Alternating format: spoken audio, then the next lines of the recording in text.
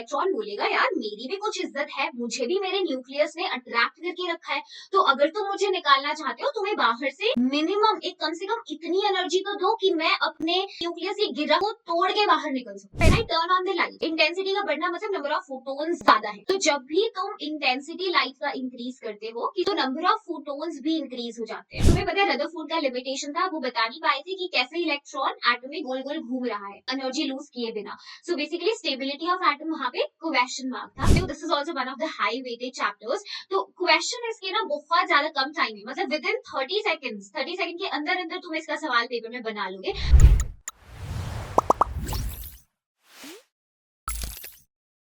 Okay guys, hi, I hope आप बहुत अच्छे हैं सब लोग। सो आज के सेशन में we are going to quickly revise atomic structure अपने जेई एग्जाम के लिए। तो इस चैप्टर के सारे इंपॉर्टेंट पॉइंट्स और फॉर्मूला और एक्सपेक्टेड सवाल क्या हो सकते हैं, कैसे हो सकते हैं तुम्हारे जेई एग्जाम में, तो क्विकली हम रिवाइज करेंगे। तो पूरा सेशन अटेंड करना मेरे साथ। मैं हूँ शिल्पी कौशिक, आपकी केमिस्ट्री एजुकेटर वेदांत पे। तो सबसे पहले तो यार चैनल पे ना सब्सक्राइब हो जाओ, बिकॉज ये जो आने वाले कुछ दिन है तुम्हारे एग्जाम के लिए बहुत ज्यादा क्रूशियल है। तो आई डोंट वांट कि तुम कोई भी इंपॉर्टेंट चीजें जो हम तुम्हारे लिए प्लान कर रहे हैं ना, प्रिपेयर कर रहे हैं, वो तुम मिस करो। तो सबसे पहले चैनल पे सब्सक्राइब हो जाओ और दोस्तों के साथ भी शेयर कर दो ताकि सबको फायदा हो सेशन से, ठीक है। चलिए, अब आज का जो सेशन है, तुम्हें पता है जब हम क्विक रिविजन कर रहे हैं एक चैप्टर का, तो उसके जो नोट्स है वो शिल्पी मैम ने बहुत टाइम लगा के नोट्स बनाए हैं और वो नोट्स काफी इंफॉर्मेटिव है। तो वो डाउनलोड जरूर कर लेना, बिकॉज अब इतना टाइम नहीं है कि तुम लोग हैंड रिटन नोट्स खुद से बनाओ सेशन के साथ साथ, है ना। सेशन को सिर्फ अटेंड कर लो, अच्छे से सुन लो हर एक पॉइंट जो मैम बोल रही है, और जो नोट्स है वो मैं तुम्हें पीडीएफ में प्रोवाइड करा दूंगी। तो इसी वीडियो के डिस्क्रिप्शन बॉक्स में तुम्हें लिंक नजर आ रहा होगा पीडीएफ के लिए, अभी जाकर डाउनलोड कर लो, है ना, साथ साथ तुम देख सकते हो उसे, ठीक है। चलिए, अब अगर जेई मेंस की मैं वेटेज की बात करूं इस चैप्टर की, तो तकरीबन 4% तक ऑन एन एवरेज इसका वेटेज पिछले 5 सालों में देखा गया है। तो यहाँ पर तुम देख सकते हो this is also one of the high weighted chapters. तो क्वेश्चन इसके ना बहुत ज्यादा कम टाइम में, मतलब विद इन 30 सेकंड के अंदर अंदर तुम इसका सवाल पेपर में बना लोगे।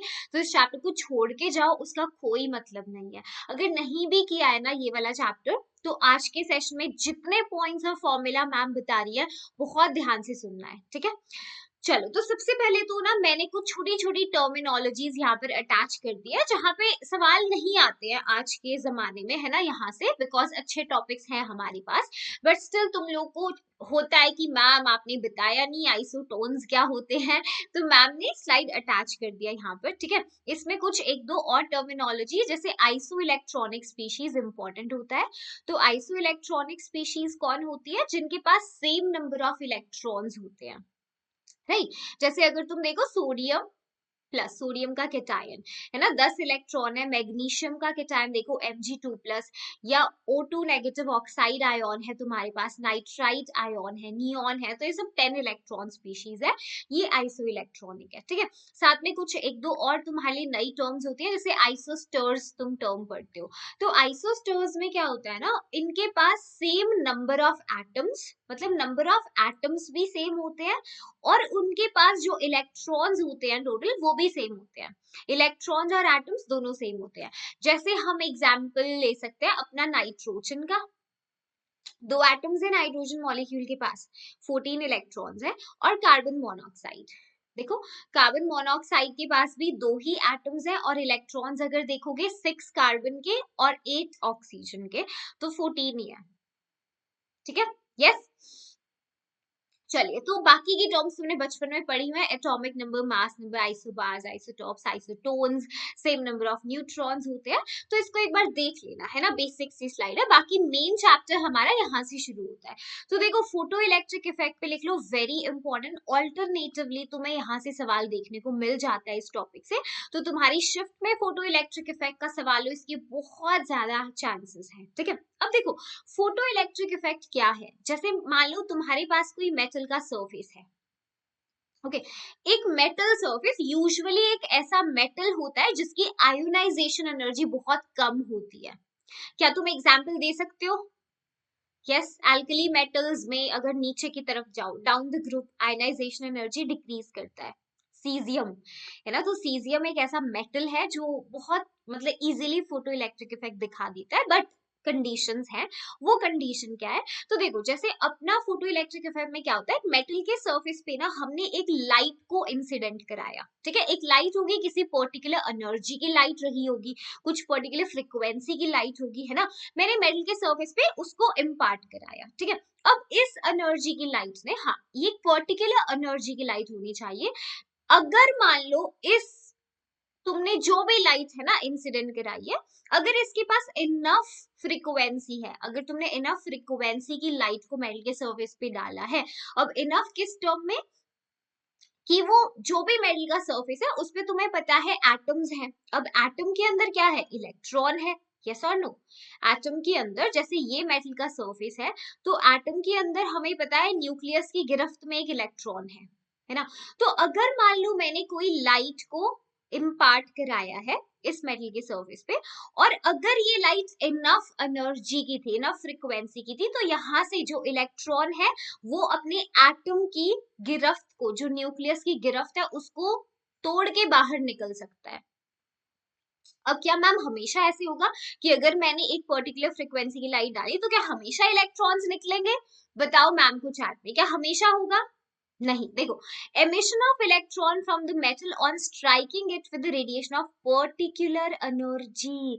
भाई ऐसे ही थोड़ी इलेक्ट्रॉन छोड़ के आएगा अपने एटम को। इलेक्ट्रॉन बोलेगा यार मेरी भी कुछ इज्जत है, मुझे भी मेरे न्यूक्लियस ने अट्रैक्ट करके रखा है, तो अगर तुम मुझे निकालना चाहते हो तुम्हें बाहर से मिनिमम एक कम से कम इतनी एनर्जी तो दो कि मैं अपने न्यूक्लियस की गिरफ्त को तोड़ के बाहर निकल सकूं।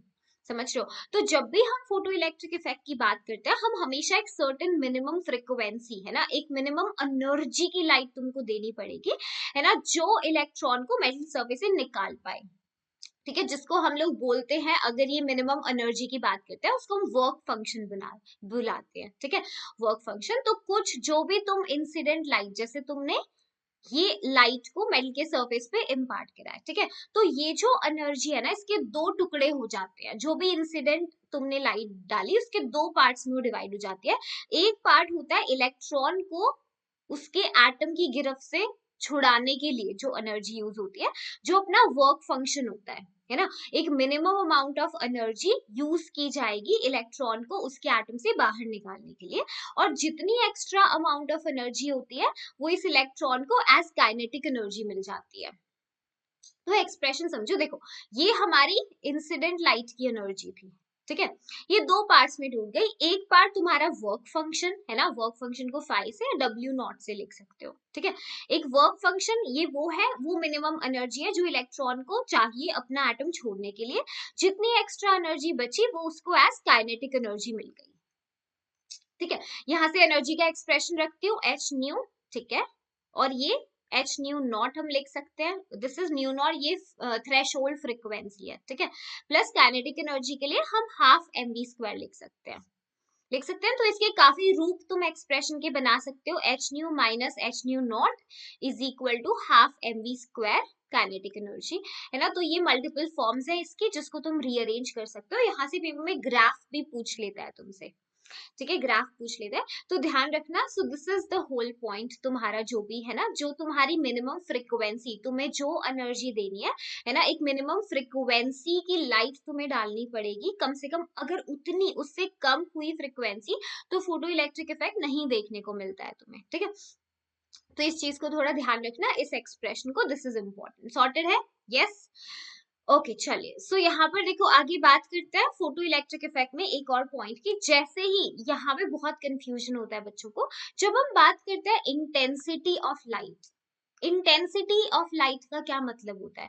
जैसे अगर शिल्पी मैम, अब मैं तुम्हें पढ़ा रही हूँ, मेरे फेस पे बहुत ज्यादा लाइट आ रही है, इंटेंसिटी काफी हाई है उस लाइट की, इसका मतलब नंबर ऑफ फोटोन्स काफी ज्यादा है। जैसे फॉर एग्जाम्पल देखो मैंने लाइट ऑफ किया, इंटेंसिटी मेरे फेस पे कम हो गई, है ना, मतलब नंबर ऑफ फोटोन्स कम हो गए, right. When I turn on the light, intensity का बढ़ना मतलब नंबर ऑफ फोटोन्स ज्यादा है, ठीक है। तो जब भी तुम इंटेंसिटी लाइट का इंक्रीज करते हो किसी, है ना, like for a given frequency, तो नंबर ऑफ फोटोन्स भी इंक्रीज हो जाते हैं, ओके सो देखो, increasing the intensity of light of a given frequency increases the number of photons.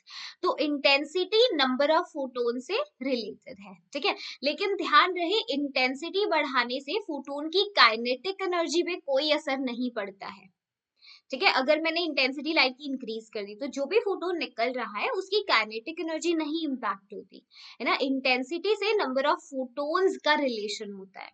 तो अगर कभी पेपर में तुमसे ग्राफ पूछे, है ना, वो तुमसे पूछ लेगा कि भाई रिलेशन बताओ इंटेंसिटी ऑफ लाइट और काइनेटिक एनर्जी ऑफ फोटोन्स। तुम्हें पता है नहीं, चेंज नहीं होगा, डिपेंड ही नहीं करेगा, इंडिपेंडेंट होता है ना। बट यही इंटेंसिटी और नंबर ऑफ फोटोन्स पे अगर वो पूछ लेता है तो हाँ तुम्हें पता है कि this is going to increase, है ना, ये चेंज होगा। तो ये छोटी छोटी चीजें ना तुम्हें काम आ जाती है उस चीज में, जब पेपर में तुमसे ग्राफ बनवाता है, तो इस पॉइंट को ध्यान रखना, ठीक है। तो मैम काइनेटिक एनर्जी को क्या चीज चेंज कर सकती है? तो काइनेटिक एनर्जी को तुम फ्रीक्वेंसी से रिलेट कर सकते हो। जो भी तुम्हारी इंसिडेंट रेडिएशन की फ्रीक्वेंसी है ना, वो फ्रीक्वेंसी इलेक्ट्रॉन, जो तुम्हारी काइनेटिक एनर्जी है फोटो इलेक्ट्रॉन की, है ना, उसके साथ वेरी करती है। सो इस चीज को ध्यान रखना, इंटेंसिटी नंबर ऑफ फोटोन्स के साथ वेरी कर रही है ना, और kinetic energy frequency of the radiation के साथ, ठीक है, ध्यान रखना। तो ऐसी तुम्हारी फ्रीक्वेंसी जो है, इंटेंसिटी मतलब अगर हम काइनेटिक एनर्जी की बात करते हैं तो काइनेटिक एनर्जी इंटेंसिटी से इंडिपेंडेंट रहती है, मैम ने बताया तुम्हें, है ना, और नंबर ऑफ फोटोन्स फ्रीक्वेंसी के इंडिपेंडेंट रहते हैं। समझ रहे हो? तो कंफ्यूज नहीं होना है। फोटो इलेक्ट्रिक इफेक्ट में कितना ध्यान रखना है, एक्सप्रेशन को ध्यान में रखना, ठीक है, ओके। और ये जो मैम ने छोटे छोटे पॉइंट्स बताने हैं, ग्राफ जैसे मैंने बताया, यही अगर तुम ये बात समझ जाओगे तो ग्राफ तुम खुद ब खुद बना लोगे। जैसे देखो, काइनेटिक एनर्जी और इंटेंसिटी का रिलेशन मैम ने बोला था इंडिपेंडेंट है ना। ओके ये देखो, काइनेटिक एनर्जी वर्सेस फ्रीक्वेंसी, हाँ ये अब इस पे डिपेंड करता है। अब यहाँ पर भी देखो, ये ग्राफ ओरिजिन से शुरू नहीं हो रहा, ये एक मिनिमम फ्रीक्वेंसी, ये क्या है, this is the threshold frequency, है ना। किसी ये अलग होगी अलग अलग मेटल के लिए। जैसे मान लो हम अपना एक्सप्रेशन लिखते हैं, मैम ने बताया था h nu is equal to h nu not plus kinetic energy, है ना। तो इस पॉइंट पे देखो, इस पॉइंट पे काइनेटिक एनर्जी जीरो है काइनेटिक एनर्जी। इसका मतलब जो H से H कैंसिल हो जाएगा, nu is equal to nu not. तो ये वाली जो फ्रीक्वेंसी है, this is the threshold frequency, है ना, कम से द मिनिमम फ्रीक्वेंसी जो फोटो इलेक्ट्रिक इफेक्ट दिखाने के लिए चाहिए होगी, राइट, ओके। और यहाँ पर ये चीज को देखना, ग्राफ पूछ लेता है इस टॉपिक से, ओके। चलिए, the next is your Planck's quantum theory. तो प्लैंक्स क्वांटम थ्योरी का अभी तुमने एक्सप्रेशन यूज ही किया है, जो तुम्हें बोलता है कि जब भी एनर्जी, जैसे मेरे फेस पे एनर्जी आ रही है, कोई भी है ना, जहां से भी जो भी सोर्स है रेडिएशन का, जिस भी फॉर्म में आ रहा है, तो रेडिएशन जब भी आती है वो कभी भी कॉन्टिन्यूअस फॉर्म में नहीं आती, है ना, वो हमेशा डिसकॉन्टिन्यूअस फॉर्म में आती है, छोटे छोटे पैकेट्स ऑफ एनर्जी के रूप में आती है। वो छोटे छोटे पैकेट्स ऑफ एनर्जी को हम क्वांटम बुलाते हैं, और लाइट के केस में उनको हम फोटोन्स बुलाते हैं, ठीक है। और ये जो एनर्जी है इस फोटोन की, वो प्रोपोर्शनल होती है फ्रीक्वेंसी ऑफ लाइट के, ठीक है। अब यहाँ से प्रोपोर्शनैलिटी हटा के अपन प्लैंक्स कांस्टेंट को इंट्रोड्यूस करते हैं, जिसकी वैल्यू तुम बहुत कॉमनली जूल सेकंड में ये यूज करते हो। सी तुम्हें पता है ना, 3 × 10⁸ मीटर पर सेकंड, ओके। तो यहाँ पर जो तुम्हारा फ्रीक्वेंसी है, we can write it as c by lambda. तो अपने पास ये एक्सप्रेशन निकल के आता है, E is equal to h nu, जिसको हम लिख सकते हैं E is equal to h c by lambda, right. तो ये तुम्हें पता है एक्सप्रेशन, बट ये चीज तुम्हें नहीं पता होती है, तुम इसको पूरा पेपर में सॉल्व करते हो। तो मैंने यहाँ पे शॉर्टकट पहले ही ऐड कर दिया तुम्हारे लिए।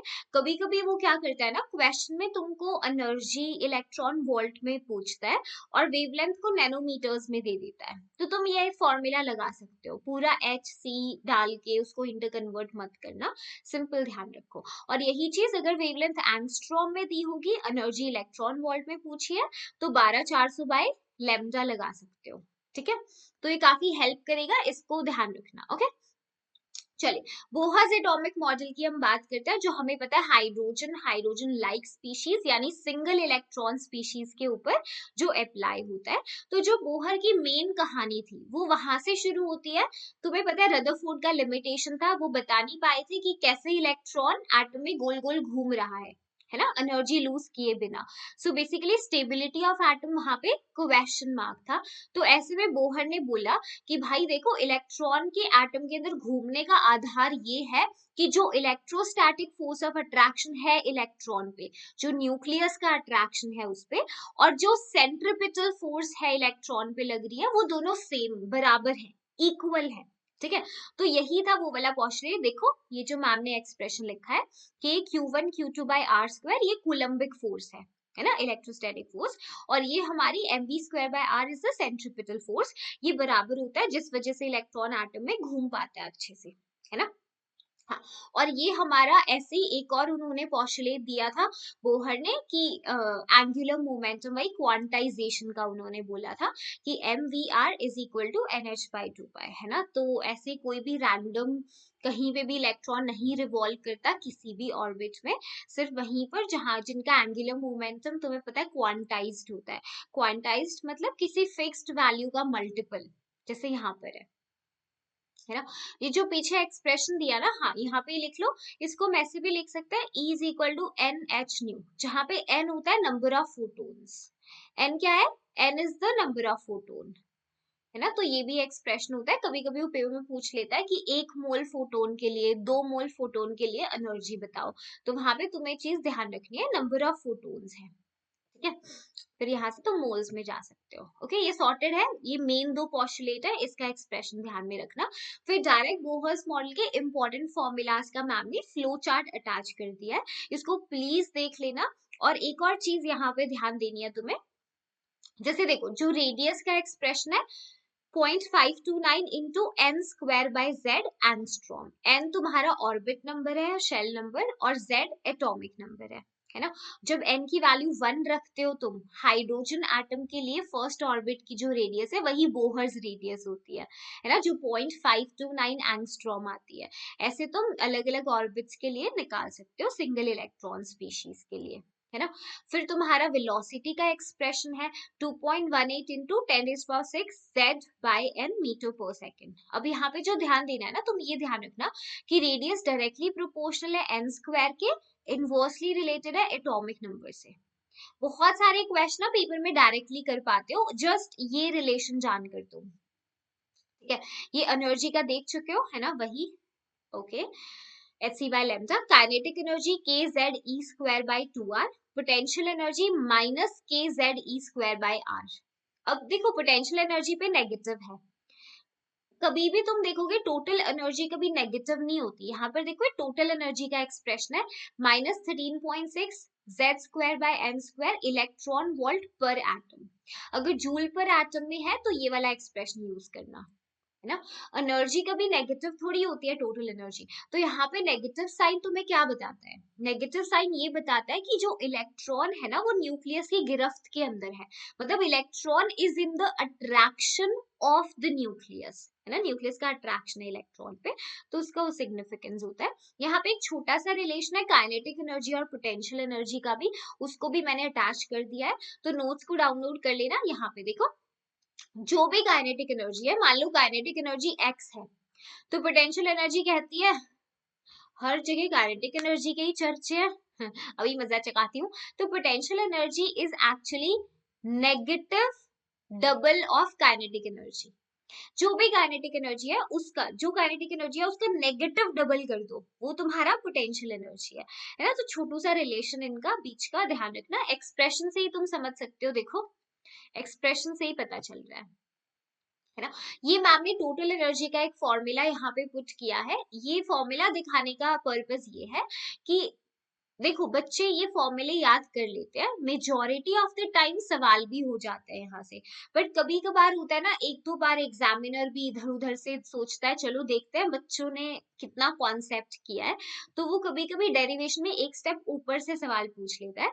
तो भी 22 में ना इस एक्सप्रेशन से क्वेश्चन पूछ लिया था, तो इसीलिए मैम ने अटैच कर दिया। इसमें एटलीस्ट ये देख लेना कि n डिनोमिनेटर में आ रहा है, मास ऊपर है, बाकी मेजोरिटी तो कांस्टेंट ही है तुम्हारे, है ना। तो इनको थोड़ा देख कर रखना, तो इसलिए मैम ने अटैच कर दिया है। और ओवरऑल सारे एक्सप्रेशंस मैंने एक टेबल में अटैच कर दिए, ताकि जब भी तुम अभी एग्जाम से पहले तुम्हें हर रोज इसको रिवाइज करना है, ठीक है, एक बार देख लेना। और इसमें जो मैम ने बताया तुम्हें ये रिलेशन देखना है, ये डिपेंडेंसी देखनी है कि यस एनर्जी है directly related z square by n square से, है ना, ये एक्सप्रेशन z और n के साथ। तो ये सारा देख लेना। ऐसे ही यहाँ पर देखो फ्रीक्वेंसी में और टाइम ऑफ रिवोल्यूशन में भी जो फ्रीक्वेंसी है वो किसके डायरेक्टली प्रोपोर्शनल है, z स्क्वायर के इनवर्सली है n क्यूब के, ठीक है। और टाइम पीरियड तुम्हें पता है इसका रिवर्स हो जाएगा, क्योंकि फ्रीक्वेंसी क्या है, frequency is inverse of the time period only, है ना। तो ये n cube by z square हो जाएगा। अगर ये तुम्हें याद नहीं है कि मैम ये z square by n cube कैसे आया, तो तुम्हें ये तो पता है frequency is equal to v by velocity by 2 pi r। Velocity का एक्सप्रेशन तुम्हें ध्यान होगा, वेलोसिटी डायरेक्टली प्रोपोर्शनल थी z बाय n के। रेडियस भी तुम्हें याद होगा, रेडियस डायरेक्टली प्रोपोर्शनल था n स्क्वायर बाय z के। तो अगर तुम भूल भी जाओ तो तुम फ्रीक्वेंसी का डिपेंडेंसी निकाल सकते हो, it will become n z square by n cube, है ना। तो कभी भूल जाओ तो तुम with the help of velocity radius निकाल लेना। ओके, सॉर्टेड है। चलिए बहुत बढ़िया। तो ये देखो ऐसे ही एनर्जी का दो लेवल्स के बीच का एनर्जी डिफरेंस मैम ने अटैच कर दिया है। एटलीस्ट 2-3 लेवल्स का तुम अगर याद रखते हो तो पेपर में तुम्हारी स्पीड इंक्रीज हो जाती है। अगर क्वेश्चन आता है तो डायरेक्टली तुम्हें पता होती है कि हाइड्रोजन एटम के लिए फर्स्ट एनर्जी लेवल की जो वैल्यू आएगी that is going to come out -13.6 electron volt, है ना। इस फॉर्मूला से भी तुम मतलब 2 का डिफरेंस निकाल सकते हो। सेकंड के लिए -3.4। अब अगर तुम इसको ऑब्जर्व करो ना, तो जो एनर्जी लेवल का जो डिफरेंस है ना वो कम होता जा रहा है। देखो शुरू में डिफरेंस 10.2 इलेक्ट्रॉन वोल्ट आ रहा है ना, पहले दो सेकंड और फर्स्ट एनर्जी लेवल का डिफरेंस हाइड्रोजन एटम के लिए गैप ज्यादा आया। उसके बाद देखो कितना कम हो गया, 10.2 से एकदम 1.89, फिर 0.65। तो ये मैम ने यहाँ पे ऐसे रिलेशन लिख दिया इसको ऑब्जर्व करके। तो इसीलिए तुम हाइड्रोजन स्पेक्ट्रम भी जब देखते हो तुम देख रहे पहली दूसरी लेवल के बीच में बहुत गैप होता है, जैसे ऊपर ऊपर जाओगे गैप डिक्रीज हो जाता है ना। देखते हैं अभी, देखो आई गया स्पेक्ट्रम हमारा। तो हमें क्या पढ़ना होता है ना हाइड्रोजन स्पेक्ट्रम में, देखो तुम्हें पता है जब भी हम रेडिएशन जैसे किसी एटम के ऊपर इम्पार्ट करते हैं रेडिएशन, तो इलेक्ट्रॉन का एक्साइटेशन होता है ना। इलेक्ट्रॉन क्या करता है, लो एनर्जी लेवल में था इलेक्ट्रॉन, वहां से जंप करके जाता है हाई एनर्जी लेवल में। कैसे, बाहर से एनर्जी को एब्सॉर्ब करके, है ना, एनर्जी को एब्सॉर्ब करके लो से हाई एनर्जी लेवल में जाएगा। अब तुम भी अगर घूमने जाते हो तो मेहमान के घर कितने दिन रुक सकते हो, 10 दिन 20 दिन बहुत अच्छे हैं तो 1 महीना, उसके बाद तो घर ही आ जाओगे, घर तो आना ही है, that is your ground state, है ना। तो ऐसे ही इलेक्ट्रॉन एनर्जी एब्सॉर्ब करके चला गया हाई लेवल में, लेकिन कभी तो वापस आएगा ना वो, राइट तो जब भी इलेक्ट्रॉन यहाँ पे अब हाई एनर्जी लेवल से इलेक्ट्रॉन जब लो एनर्जी लेवल के अंदर आता है, ठीक है, तो देखते हैं इसे, देखो हाई एनर्जी लेवल में हमारा इलेक्ट्रॉन जब वो लो एनर्जी लेवल में आएगा तो जो भी एक्स्ट्रा अमाउंट ऑफ एनर्जी है उसको एमिट करके आएगा, उसको रिलीज करके आएगा। तो ये जो एनर्जी उसने रिलीज की ना यही हम पढ़ते हैं अब, है ना। इसी एमिटेड रेडिएशन के बारे में पेपर में सवाल पूछ लेता है कि इसकी फ्रीक्वेंसी बताओ, इसकी वेवलेंथ बताओ, ये बताओ वो बताओ, है ना। तो हाइड्रोजन स्पेक्ट्रम में हम यही पढ़ रहे हैं, ठीक है। जैसे इलेक्ट्रॉन जब हाई एनर्जी लेवल से लो एनर्जी लेवल के अंदर ट्रांजिशन कर रहा है ना, तो हमारे पास ये स्पेक्ट्रम ऑब्जर्व होता है हाइड्रोजन का, जिसमें हमारे पास अलग अलग सीरीज है। जैसे पहली सीरीज इज लेमन सीरीज जो यूवी रीजन में लाई करती है, ठीक है।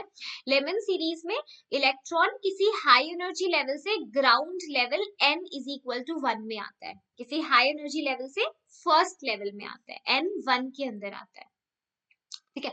ऐसे ही बामर सीरीज है जो विजिबल रीजन में लाई करती है, इसके अंदर इलेक्ट्रॉन किसी हाई एनर्जी लेवल से सेकेंड लेवल के अंदर आता है, यहाँ पे n की वैल्यू 2 है ना, द ग्राउंड स्टेट लेवल। ऐसे ही पाशन सीरीज है, पाशन में हाई एनर्जी लेवल से थर्ड लेवल के अंदर आता है, एंड सो ऑन, ठीक है। अब पेपर में सवाल क्या बना सकता है, देखो पेपर में सवाल बना सकता है first line of Lyman series करके। First line of Lyman series में क्या ट्रांजिशन हो रहा है, देखो फर्स्ट लाइन कौन सी है, ये वाली। जब इलेक्ट्रॉन सेकंड लेवल से, फर्स्ट लाइन कौन सी है, जब इलेक्ट्रॉन सेकंड लेवल से फर्स्ट के अंदर आ रहा है, मतलब n2 की वैल्यू 2 होगी और n1 की वैल्यू 1 होगी, देखो फर्स्ट लाइन किसकी, लेमन सीरीज की। तो फर्स्ट लाइन लेमन सीरीज में क्या ट्रांजिशन हो रहा है, जब इलेक्ट्रॉन सेकंड लेवल से फर्स्ट लेवल के अंदर आ रहा है। तो N1 N2 तुम्हें पहचानना है, ठीक है। N1 हमारा होता है लो एनर्जी लेवल, है ना, और N2 होता है हाई एनर्जी लेवल, ठीक है, ऊपर से जहां से इलेक्ट्रॉन है जहां पर जंप किया, ठीक है, N2 N1, राइट। जहां लैंड करता है इलेक्ट्रॉन वो N1 होता है, जहां से आता है, जहां से टेक ऑफ कर रहा है, दैट इज योर N2, ठीक है। तो ऐसे ही वो किसी के लिए ये पूछ सकता है लास्ट लाइन बताओ, लास्ट लाइन लेमन सीरीज की लास्ट लाइन कौन सी होगी, जब वो इन्फिनिटी से आ रहा होगा, ठीक है, जब इन्फिनिटी से आएगा। मैम ने यहाँ सीधा लास्ट लाइन दिखा दी है ना, लास्ट लाइन होगा जब इलेक्ट्रॉन ट्रांजिशन करता है इन्फिनिटी से वन के अंदर, है ना। तो E2 इन्फिनिटी होगा उस केस में, E1 1 होगा। तो ये फर्स्ट लाइन लास्ट लाइन करके वो किसी भी सीरीज के लिए पूछ सकता है। ऐसे बोल सकता है second line of Persian series. तो फर्स्ट लाइन पार्शियन की N4 से 3 के अंदर थी, सेकंड लाइन कहां से कहां होगी बताओ, 5 से 3 के अंदर। समझ रहे हो, N1 N2 पहचान लोगे ना, क्योंकि सवाल आएगा, जरूर आएगा। मैं गारंटी देती हूँ तुम्हें कि तुम्हारी शिफ्ट में Bohr model plus hydrogen spectrum का एक सवाल जरूर तुम्हें दिखेगा, जरूर दिखेगा, ठीक है। तो इन चीजों को प्लीज ध्यान में रखना अपना। ओके चलो, अब ये एक्सप्रेशन भी देख लो, तुम्हारा रिडबर्ग फॉर्मूला जो हमने एनर्जी डिफरेंस यूज करके निकाला है, 1/वेवलेंथ, या अपन बोले वेव नंबर जो है किसके बराबर होता है, RH, जो कि हमारा रिडबर्ग कांस्टेंट है। रिडबर्ग कांस्टेंट को हम यूज करेंगे ऐसे, 109677 सेंटीमीटर इनवर्स है, हम अप्रोक्सीमेशन लगा के इसको यूज करेंगे। तुम सेंटीमीटर इनवर्स में अगर देखो तो you can go with this 1.1 into 10 की पावर 5 सेंटीमीटर इनवर्स। अगर बहुत ज्यादा मतलब इतना डिफरेंस नहीं आ रहा आंसर में, ऑप्शंस देख लेना, तो सीधा 10 की पावर 5 लेकर भी देख सकते हो, है ना। इतना ज्यादा अगर ऑप्शंस दूर दूर होते हैं तो आंसर आ जाता है, वरना use it simply like this, calculation fast हो जाएगा, ठीक है। Z क्या है, वही हमारा एटॉमिक नंबर है, 1/N1 square low energy level, N2 high energy level है, ठीक है, ये लैंडिंग, ठीक है। सो N1 जिसके अंदर इलेक्ट्रॉन लैंड कर रहा है, ये टेक ऑफ वाला था जहां से आया है ना, लाइक दैट, सॉर्टेड। ओके चलिए, तो मैम ने इनके स्पेक्ट्रल रीजन भी लिखते हैं, एक ही है जो विजिबल में आता है, बामर सीरीज आता है, राइट। बाकी आगे जाओगे तो IR फार IR फिर ऐसे आ जाते हैं ना, फंड और हमफ्री में, ठीक है। चलिए, तो ये देखो शॉर्टेस्ट और लॉन्गेस्ट लाइन सीरीज के, ये इंपॉर्टेंट है काफी, तो इस चीज में तुम्हें ध्यान देना है। शॉर्टेस्ट लाइन अगर कभी पेपर में पूछे, जो पिछले साल सवाल पूछ चुका है यहाँ से, है ना, पूछ लेता है, इट्स अ गुड क्वेश्चन। तो शॉर्टेस्ट लाइन हमेशा ध्यान रखना। देखो शॉर्टेस्ट लाइन का मतलब क्या है, तुम्हें पता है, एनर्जी इनवर्सली रिलेटेड होती है वेवलेंथ से, है ना। तो शॉर्टेस्ट लाइन वहां होगी जहां पे एनर्जी का गैप सबसे ज्यादा होगा, और एनर्जी का गैप सबसे ज्यादा कब होगा, जब ट्रांजिशन इन्फिनिटी से N1 के अंदर हो रही है, समझ गए, यस। चलिए, ऐसी लॉन्गेस्ट लाइन है हमारे पास, लॉन्गेस्ट लाइन वहां पर होगी जहां पर एनर्जी का डिफरेंस सबसे कम होगा, है ना। मतलब समझ रहे हो ना, लॉन्गेस्ट लाइन का मतलब क्या है, लॉन्गेस्ट लाइन मतलब वेवलेंथ जो गैप है एनर्जी का वो सबसे ज्यादा हो, है ना, मतलब ये वेवलेंथ सबसे ज्यादा हो, है ना, sorry not gap, the wavelength ये बहुत ज्यादा होगी। लॉन्गेस्ट लाइन मतलब मैक्सिमम वेवलेंथ की वो बात कर रहा है, वो वहां होगी जहां एनर्जी गैप सबसे कम है। और एनर्जी गैप सबसे कम कहां पर होगा, जब इलेक्ट्रॉन का ट्रांजिशन उसके N1, जैसे ये ग्राउंड लेवल N1 है, इससे जस्ट ऊपर वाले एनर्जी लेवल से जब इलेक्ट्रॉन कूद के आएगा, है ना, जैसे ये एक लेवल है, इसके जस्ट ऊपर जो लेवल है, जब यहां से यहाँ इलेक्ट्रॉन जंप करेगा तो वो मिनिमम एनर्जी गैप होता है, यानी मैक्सिमम वेवलेंथ, लॉन्गेस्ट लाइन होती है वो, है ना। तो ध्यान रखो, शॉर्टेस्ट लाइन जब हमसे पूछी थी तो मैक्सिमम एनर्जी गैप पर होती है इन्फिनिटी से ग्राउंड लेवल में। जब लॉन्गेस्ट लाइन पूछता है तो जो भी N1 है इसके जस्ट ऊपर वाले से लेवल से जब इलेक्ट्रॉन ने कूद के जंप मारा है, ठीक है, लाइक दैट। तो अभी मैम ने पीछे बताया था, first line last line second line ऐसे करके पूछ सकते हैं, और इस बेसिस से पूछ सकते हैं, ठीक है। फिर होता है total number of spectral lines देने का एक छोटा सा फॉर्मूला होता है, डेल्टा एन, जो तुम्हारा डिफरेंस होता है दो लेवल के बीच का, है ना, high energy level minus low energy level का, ठीक है। और ये छोटा सा एक्सप्रेशन है, इसको ध्यान रखना। Easy, yes. चलो फिर डी ब्रॉगली हाइपोथेसिस हमें बोलता है कि भाई देखो, अगर तुम्हें किसी भी मूविंग पार्टिकल का वेवलेंथ बताना है तो you can use this expression h/mv, जहाँ पे m तुम्हारा मास है पार्टिकल का, v वेलोसिटी है, और हमें पता है मास इनटू वेलोसिटी अपना लीनियर मोमेंटम होता है, तो ये एक्सप्रेशन भी अपना निकल के आ जाता है। ठीक है, हर साल तो यहाँ से नई सवाल पूछता।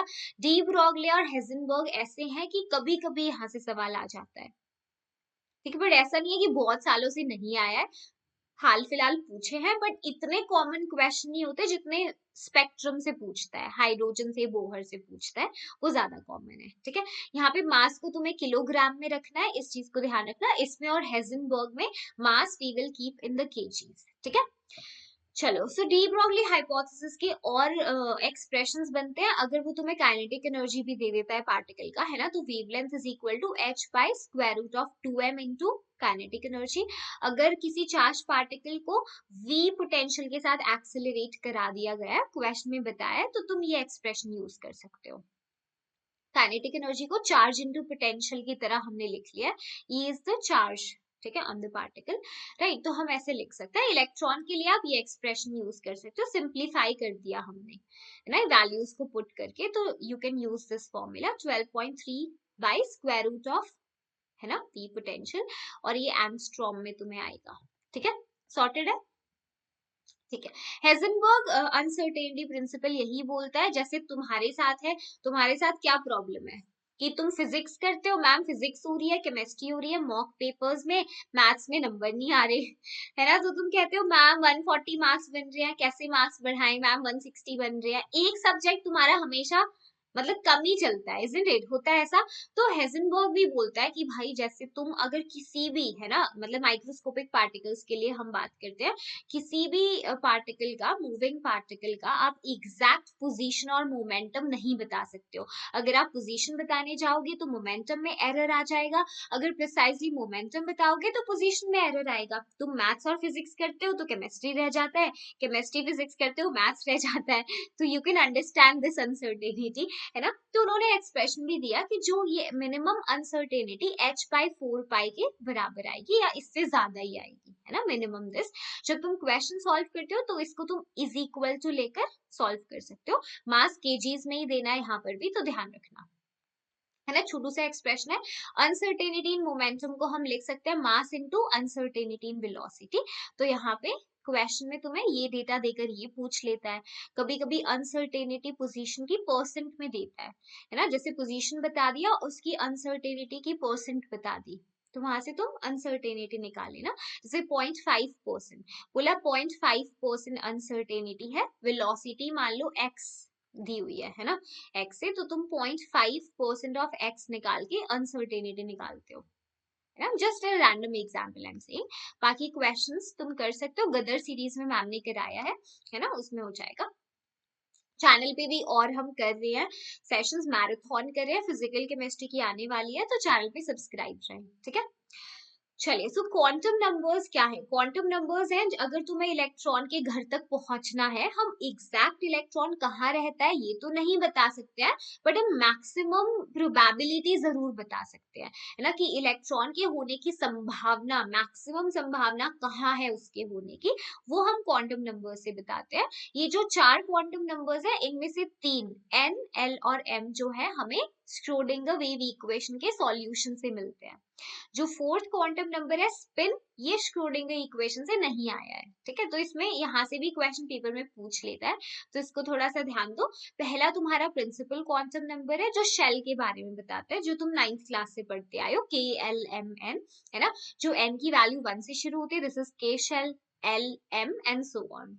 ठीक है, फिर एजीमुथल क्वांटम नंबर है L, इसकी वैल्यू रेंज करती है 0 से n-1। ध्यान रहे किसी भी शर्त पे n और l की वैल्यू सेम नहीं हो सकती।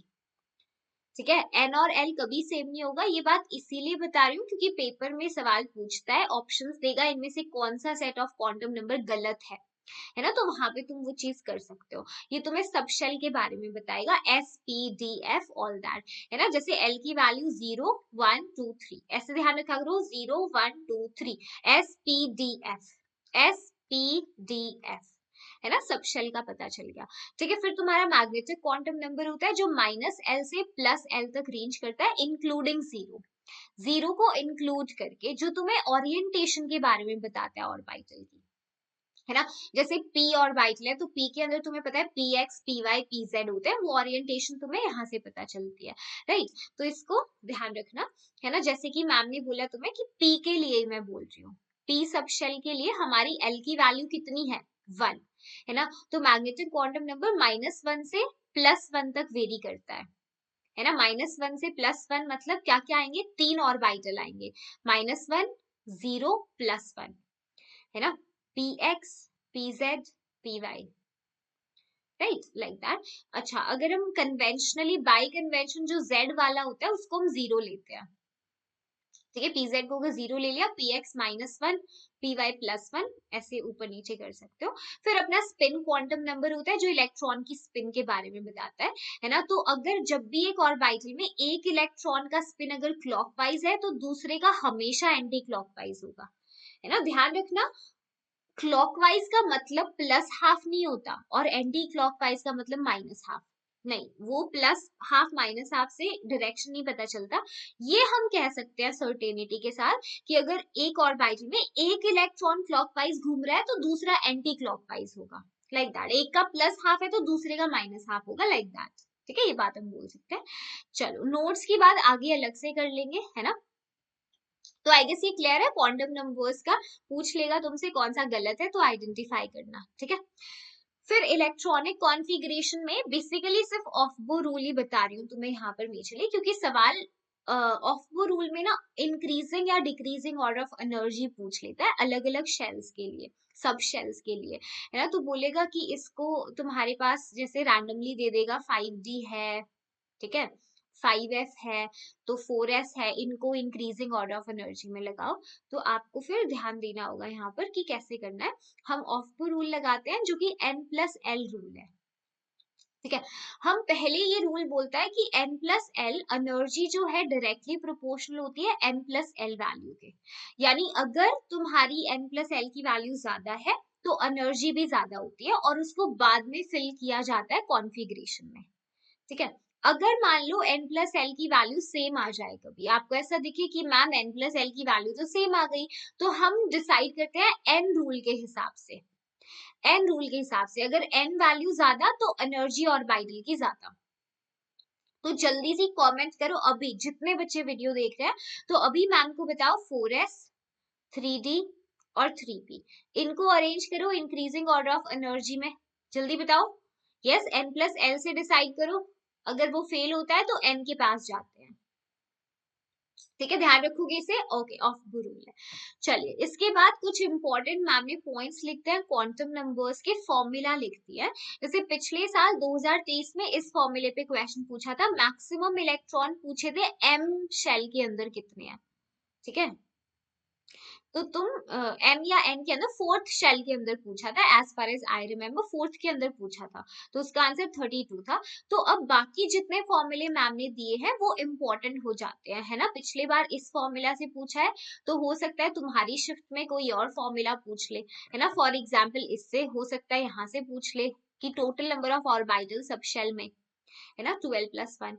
तो ये इसको थोड़ा ध्यान रखना, ओके। देख लोगे इसे, नोट्स में सारे प्रोवाइड करा दिए, स्पिन मैग्नेटिक मोमेंट का एक्सप्रेशन, ऑर्बिटल एंगुलर मोमेंटम, तो इसको प्लीज देख लेना, बहुत आराम से 4 नंबर मिल जाता है ना।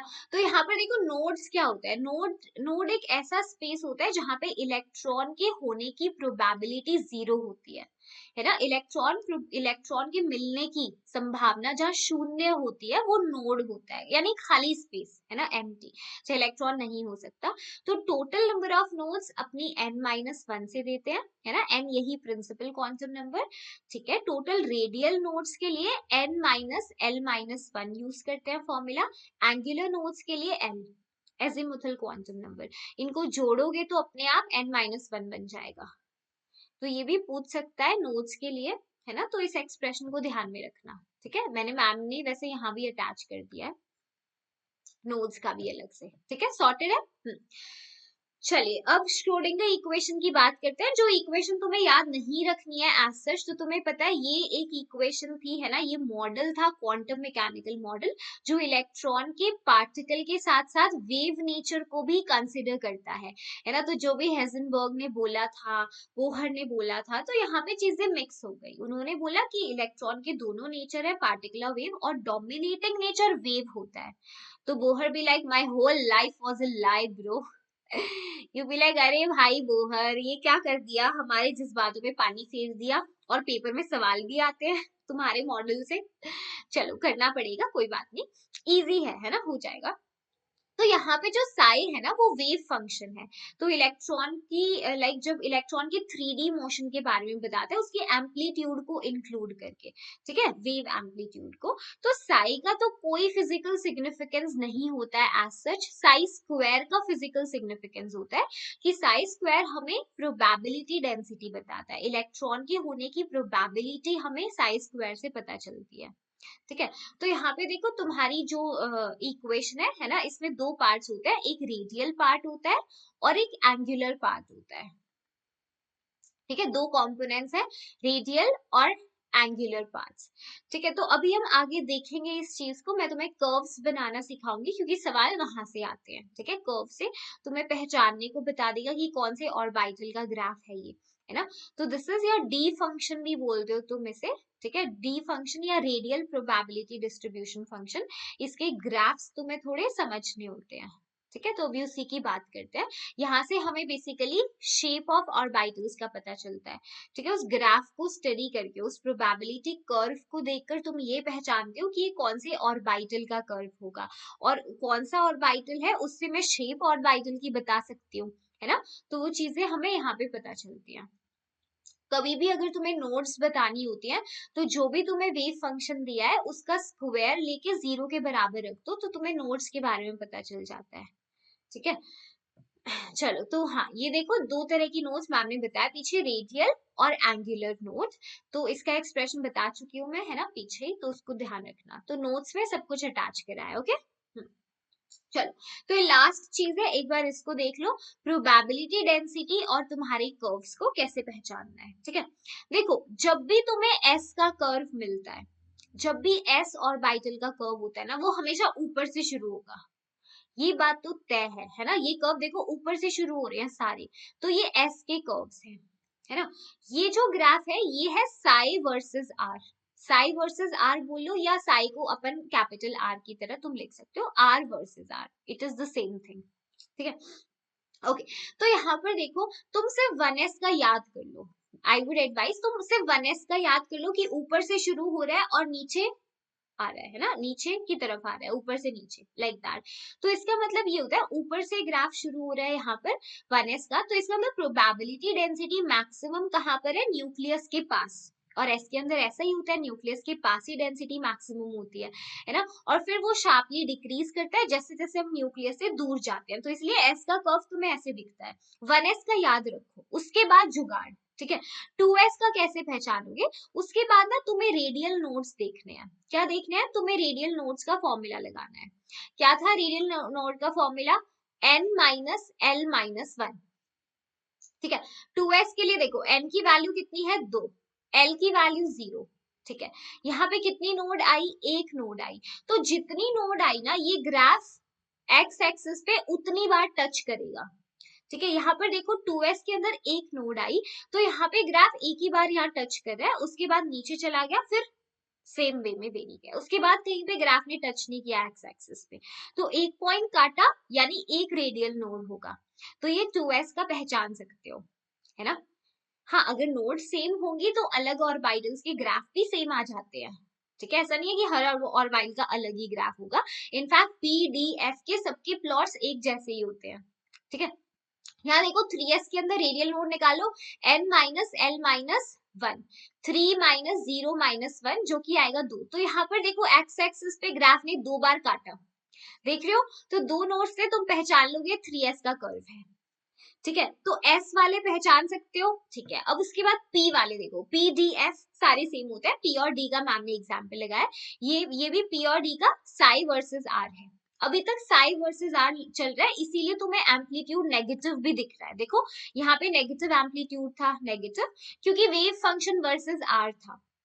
अगर तुम वेव फंक्शन का स्क्वायर करोगे ना, वहां नेगेटिव एम्पलीट्यूड नहीं मिलता कभी। ठीक है, एनीवे यहाँ पे आ जाओ। तो P और D के ग्राफ देखो कहाँ से शुरू हो रहा है, 0 से, है ना। यहाँ पे न्यूक्लियस के पास तुम्हें दिख रहा है डेंसिटी 0 है ना, प्रोबेबिलिटी 0 है। क्योंकि अगर तुम शेप देखो, P और बाइटल का शेप कैसा होता है, डम्बल होता है। तो तुमने देखा है वहां पे न्यूक्लियस से दूर जाने पे इलेक्ट्रॉन डेंसिटी ज्यादा होती है, यहाँ पे है ना इलेक्ट्रॉन से दूर, समझ रहे हो, यहाँ पे तो 0 है, इसीलिए इसके प्लॉट भी तुम देखो यहाँ नीचे से शुरू हो रहा है, 0 से, ओरिजिन से सारे यहाँ से शुरू हो रहे हैं, एक नोड से शुरू हो रहे हैं। जबकि एस में न्यूक्लियस के पास ज्यादा थी डेंसिटी, वो ऐसे जा रहा था, समझ रहे हो ना, इसको ऑब्जर्व करो। बाकी सेम लॉजिक यहाँ भी लगता है। रेडियल नोड्स काउंट करो, n minus L minus 1, 3 minus 1 minus 1, कितना आएगा, 3 माइनस 2 1, यानी एक रेडियल नोड मिलेगी तुम्हें। और देखो एक ही बार आर पे काटा है इसने, तो मतलब ये 3p का है ना। 3D के लिए चेक करो, ऐसे ही कैसा ग्राफ आएगा, n minus L minus 1, 3 minus 3 0, मतलब एक भी नोड नहीं आई, है ना, एक भी रेडियल नोड नहीं आई। तो देखो ग्राफ ने एक भी बार आर पे टच नहीं किया। तो क्या 3D का और 2p का एक जैसा नहीं दिख रहा ग्राफ, है ना। तो ऐसे पहचान सकते हो, इजी है ना, नॉट डिफिकल्ट। तो ये साई वर्सेस आर थे। अब साई स्क्वायर वालों के लिए कुछ नया नहीं करना, जो नेगेटिव एम्पलीट्यूड था साई में उसको पॉजिटिव बना दो, है ना। मतलब जो नीचे की तरफ, जैसे देखो 2s का, देखो 2s का, यहाँ पे 2s में एक नोड थी और ये नेगेटिव एम्पलीट्यूड था। जैसे ही मैं साई स्क्वायर देखती हूँ ना, तो ये ऐसे हो जाएगा, ये नेगेटिव एम्पलीट्यूड पॉजिटिव हो जाएगा, बाकी सब सेम। तुम्हें ऐसे ही रेडियल नोड से पहचानना है, उसे पहचान सकते हो। देखना जरा ये वाला, देखो सिर्फ पॉजिटिव कर देना है तुम्हें, है ना, पॉजिटिव कर दिया एम्पलीट्यूड। ये बाकी सबका तुम ऐसे पहचान सकते हो, है ना। ये सारे एस के हैं, ये वाला देखो एस का है तो ऊपर से शुरू हो रहा है, एस का है ऊपर से शुरू हो रहा है, एस का है ऊपर से आ रहा है। 2p का देखो साई स्क्वायर वर्सेस आर, एक भी नोड नहीं थी, ये सेम रहेगा जैसा साई वर्सेस आर था, है ना, इजी। यस, लास्ट इज तुम्हारा डी फंक्शन के ग्राफ। तो डी फंक्शन के ग्राफ में तुम्हें दो चीजें ध्यान देनी है, एक तो ये भी नोड से ही शुरू हो रहे हैं, देखो नीचे से ही शुरू हो रहे हैं। दूसरा, ये जो डी फंक्शन की ग्राफ है ना, इसमें पहला पीक सबसे नीचा होता है, उसके बाद दूसरा पीक ऊपर और तीसरा और ऊपर होगा। बाकी पॉइंट देखने का तरीका यहाँ भी सेम रहेगा, नोड्स तुम्हें रेडियल नोड से ही देखना है, n माइनस एल माइनस 1 के थ्रू, है ना। देखो 3s के अंदर n माइनस एल माइनस 1 लगाओ, 3 माइनस 0 माइनस 1 2, यानी दो नोड्स आएंगे, देखो दो रेडियल नोड्स, दो बार काटा नीचे, दिख रहा है। बस ये ध्यान रखना है, नीचे वाला पास वाला कर्व सबसे नीचा, फिर ज्यादा, फिर ज्यादा, है ना। यहाँ पे देखो 1s के लिए बताया, तो जहां पे भी तुम्हारा पीक हाईएस्ट होता है वहां पे तुम्हें लाइक इलेक्ट्रॉन की प्रोबेबिलिटी सबसे ज्यादा मिलती है, वो वहां से डिस्टेंस अगर निकालोगे तुम्हें बोहर रेडियस मिल जाती है, ठीक है। यस, तो ये चीज को थोड़ा ध्यान रखना है तुम्हें कि ग्राफ कैसे कैसे वेरी कर रहे हैं। आई गेस सारी इंपॉर्टेंट चीजें तुम्हें समझ आई और एक गो में रिवाइज हो गई है। तो चैप्टर को और अच्छे से रिवाइज करना, अगर तुमने पूरा सेशन ईमानदारी से लगाया तो अपने साथ ईमानदार रहो और इस वीक क्विज डीपीपी को सॉल्व करो। कैसे सॉल्व करना है, इसी जो वीडियो के डिस्क्रिप्शन बॉक्स में पहला लिंक होगा वीक क्विज डीपीपी, उसको ओपन करो। शायद तुम्हें लॉग इन करना पड़े, है ना, तो तुम अपने जो भी रजिस्टर्ड नंबर है उसे लॉग इन करके उसे जरूर देना, ताकि तुम्हें अपनी प्रिसाइजनेस एक्यूरेसी पता चले। वीक क्विज में रैंक भी जनरेट होती है, तो अभी जाकर देना। और शिल्पी मैम को आकर कमेंट सेक्शन में बताना है कि मैम हमने दिया और हमने इतने क्वेश्चन सही किए, ठीक है। I will see your messages. और मेक श्योर कि तुम सेशन नोट्स को भी डाउनलोड कर लो, जो मैम ने लिखा है हैंड रिटन नोट्स तुम्हें मिल जाएंगे, ठीक है। Stay subscribed on the channel. Thank you so much guys and I wish you all the very best. Comment करके जरूर बताना सेशन कैसा लगा and how did you perform in the week quiz. Okay, चलिए बाय।